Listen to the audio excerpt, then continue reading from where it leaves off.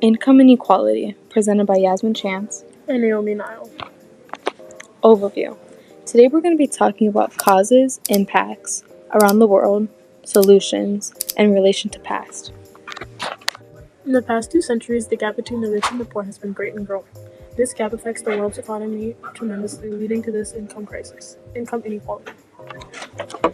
Some causes of income inequality, and specifically global factors, are technological progress, globalization, commodity price cycles, pandemic setback, and job polarization. An example of technological progress affecting the inequality is jobs using technological advancement require higher skill, therefore leaving those with higher education to an advantage and those with lower education to a disadvantage.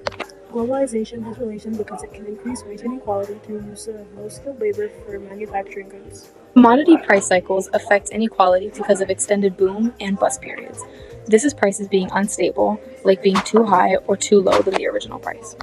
Job polarization is a rising factor to inequality. It concentrates on low and high class jobs, blocking opportunity for middle class to get a job.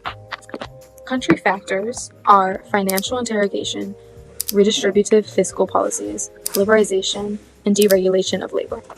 Financial interrogation is a linking of economies through practices of increasing investment opportunities.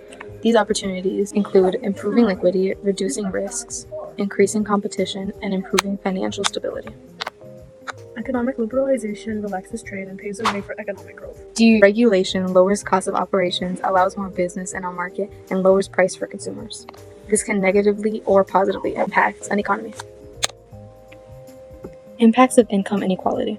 Income inequality impacts middle and lower class most. These impacts are seen through disruption of social cohesion, excessive inequality, political polarization, and a total outcome of lower economic growth.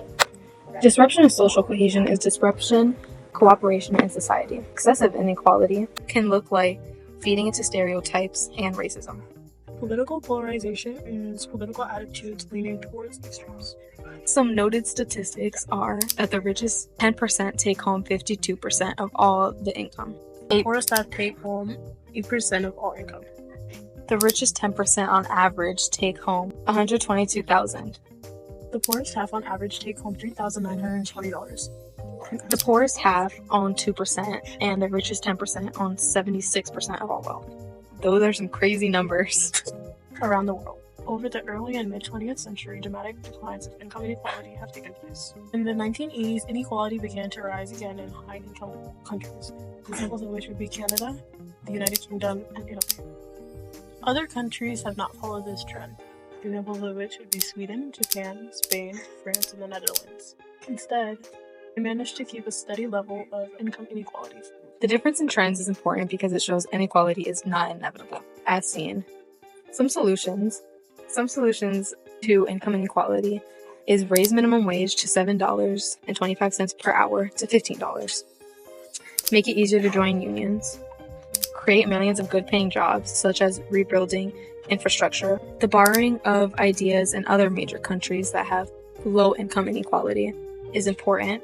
Those countries use universal health care and high-quality school for both high school and university. This can get people out of a rut of low income and into middle class because of opportunities given. Notable historical peaks of income inequality was the Great Recession and the Great Depression.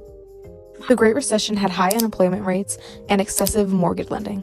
Mortgage lending became an issue during the Great Recession because of the high amounts of mortgages lended out by lenders.